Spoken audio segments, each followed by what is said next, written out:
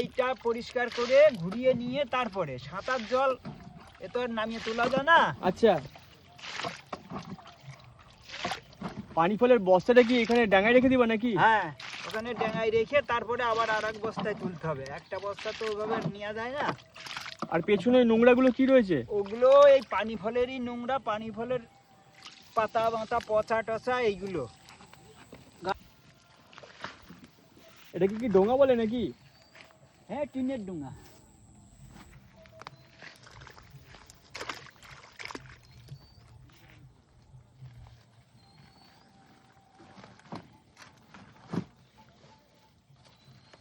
আজকে দুপুর থেকে কি এই এক বস্তা পানি ফল তোলা হলো নাকি কাকা?